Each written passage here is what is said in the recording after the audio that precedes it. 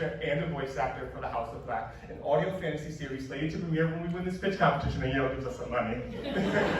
Some backstory. In 2022, I quit my very grown-up job in higher ed to move to London and finish my MFA in creative writing, and it was there I began to ask myself the big questions.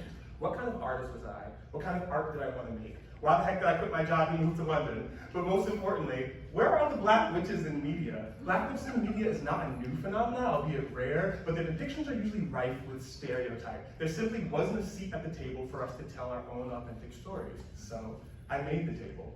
So what is the House of Black? The House of Black is a podcast in the spirit of old radio with a modern magical twist.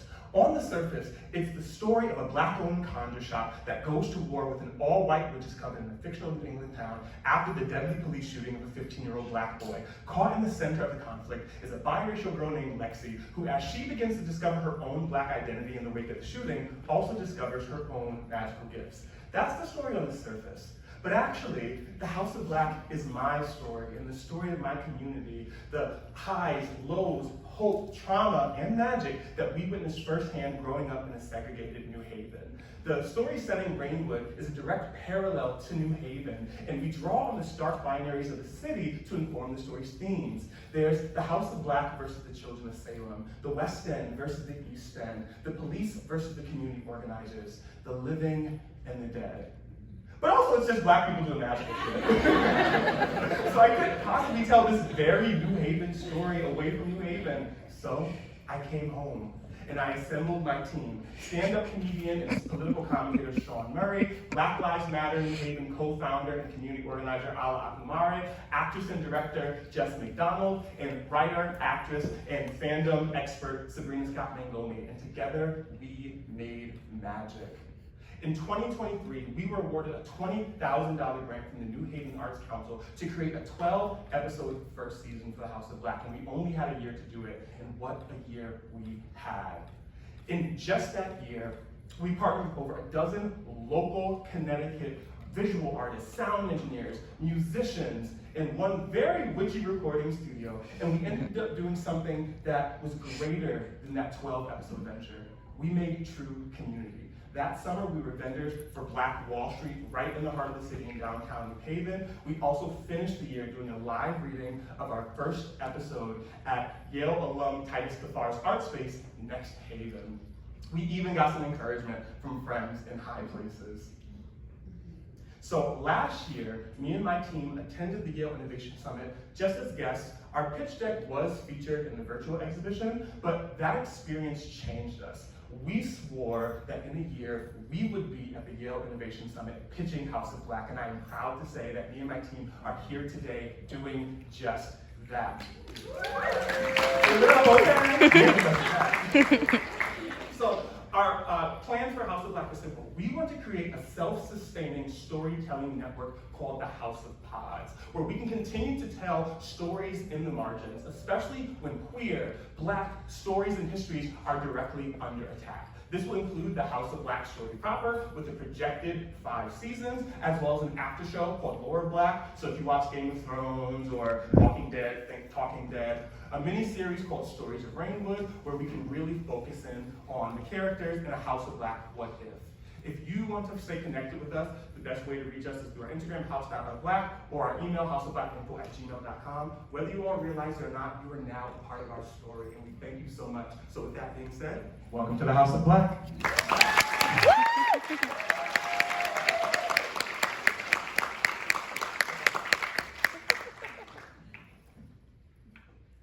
So, great job. Thank you. So the podcast space is a very, very crowded space. Yeah. Over 90% of podcasts never get listened to. So what have you done today to ensure that you don't become one of those others?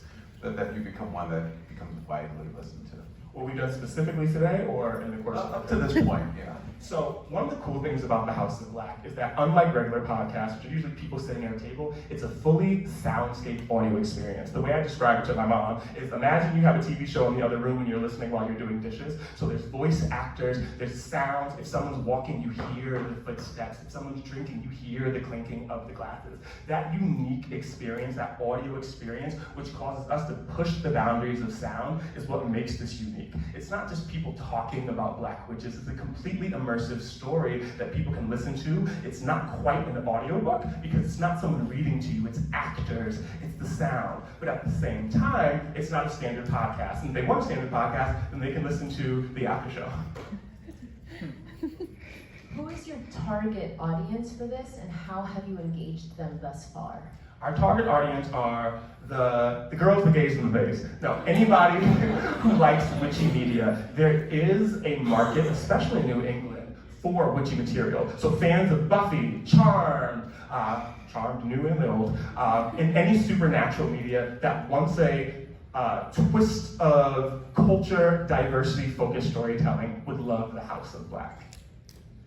Are you considering bringing this to any nationally syndicated areas, NPR, PRX, things like that, or are you just trying to keep this within your own area? So accessibility is at the forefront of our vision. We want accessibility to be tied to the House of Black brand. So any place that you can listen to podcasts, we want the House of Black there. Of course, we would have something like a Patreon, which we do have, so that if people want exclusive behind-the-scenes material or a day or a week before an episode is slated to premiere, they can watch that. But in terms of accessing the podcast, we want it everywhere. One of the things that me and my team are very committed to is making sure that it's on YouTube so that people who can't witness the show because it's behind a paywall have access to this story. I'll do a follow-up really quickly. Can you talk about why you're interested in spreading into different storylines as well, different podcasts, rather than just trying to fortify the current podcast that you have going? Oh, that's a great question. So the story became something that was bigger than us. And because this project is community focused, we had spiritual consultants, community members. One of our founding members is a community organizer at Black Lives Matter in Haven. And we knew that there were things that would muddy the storytelling or didn't have space in the story if we tried to fit it into an episode. The episode is going to be about an hour long, right? So the after show, for example, Lord Black, is the actors, the consultants, the writers being able to talk about things that we didn't want to shoehorn because we also believe in good storytelling, right? It's not enough to just have Black witches. We want to make sure the story and the writing is good, right? But then we also have the mini-series, which is because we're creating this world, there may be a character that resonates with an audience member or just something, a fun idea that comes up that doesn't fit into the show. We wanted to be able to do that through a series of 15 and 20-minute episodes because we're building a world. And the House of Black What If is for the writers. If we have an idea in the story that just doesn't fit, but it's a really good idea, we can have House of Black What If, and it also is going to bring in people who might know one podcast but not the story proper. So in an idealized future, we might have fans of the after show who don't watch the show. We might have fans of the show who don't watch the What If. We might have someone who comes across House of Black because they found a What If episode that really resonated and got popular. Thank you.